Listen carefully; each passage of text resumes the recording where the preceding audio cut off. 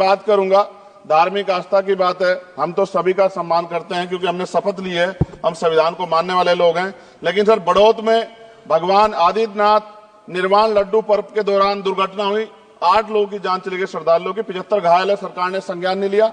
अयोध्या की तरह उनको मुआवजा दे देते तो उनके मन में भी जो माइनॉरिटी है, पीड़ा जो है वो खत्म हो जाती।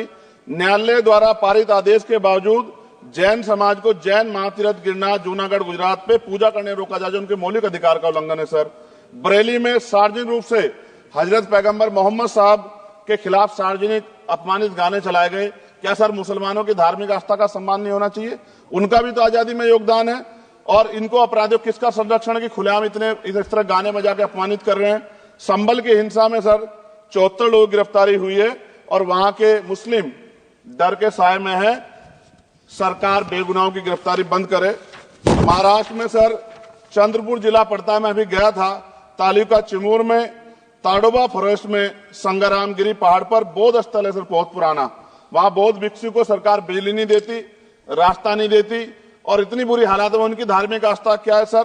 तथागत बुद्ध की ज्ञान स्थली होने के कारण बोध गया में बौद्ध धर्म के अनुयायियों के लिए जो बहुत महत्वपूर्ण स्थल है सर, इस स्थल पर अवैध कब्जा हटवाकर बौद्ध धर्म के अनुयायियों को सौंपा जाए। उनमें बड़ी चिंता, देश विदेश से लोग आते हैं, तो यहाँ हमारे देश की छवि भी खराब हो रही है।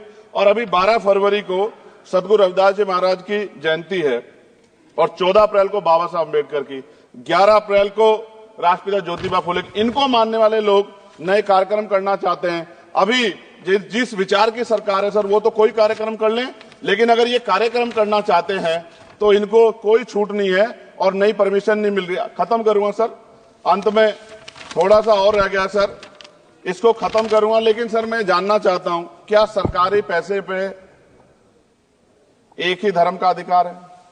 दूसरे धर्म के धार्मिक आयोजनों पे अभी कुंभ में 7,500 करोड़ रुपए खर्च किया आपने। आप रविदास जयंती पे कितना खर्च करेंगे?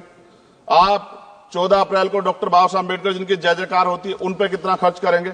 और उनके विचारों को आगे बढ़ाने के लिए आप क्या सहयोग करेंगे? ये सवाल बहुत बड़ा है। और अंत में सर, मुझे आपसे आपके माध्यम से सरकारों को कहना है सर, क्या इस देश से दलितों, मुसलमानों, पिछड़ों, आदिवासियों को निकाल देना चाहती है सरकार? जिस तरह से उनके अधिकारों को, स्कॉलरशिप को, उनकी पढ़ाई को, हेल्थ सिस्टम में कोई पैसा नहीं खर्च हो रहा है, क्या उनको निकाल के इस देश को ऐसा देश बनाना चाहते हैं जहां कुछ ही धर्म के लोग रहेंगे? सर मैं ये कहना चाहता हूं, देश सबका है और अगर सरकार ये तय करके बैठ गई कि वो दलितों, मुसलमानों को, पिछड़ों को, आदिवासियों को निकाल देगी, तो सर ये संभव नहीं। इतनी बड़ी आबादी है, हम अम्बेडकरवादी लोग उनके पक्ष में खड़े हैं क्योंकि हमने शपथ ली है कि हम हर व्यक्ति का संरक्षण करेंगे। और मैं आपके माध्यम से सरकार को चेतावनी के तौर पर कहना चाहता हूं, सरकार अपनी इस आदत में सुधार करे, वरना इसके परिणाम सड़कों में बहुत भारी होंगे। अगर मुसलमानों को, दलितों को आप लोग निकालने के बारे में सोचोगे और उनकी धार्मिक आस्था का अपमान करोगे तो ये हम लोग किसी कीमत पे बर्दाश्त नहीं करेंगे। मैं आपका धन्यवाद करूंगा सर, लेकिन साथ साथ मैं ये भी कहूंगा सर, और सर खत्म कर रहा हूं सर, 10 सेकंड में खत्म कर रहा हूं सर, आप आदेश करेंगे तो खत्म कर दूंगा। खत्म कर दीजिए, एक सेंटेंस बोलिए।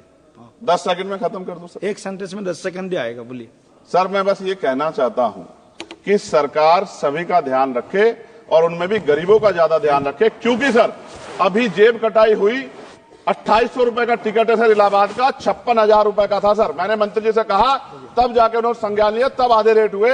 इसलिए कह रहा हूं, धर्म के नाम पे धंधा और लूट नहीं होनी चाहिए सर, इसकी जिम्मेदारी सरकार की। धन्यवाद सर।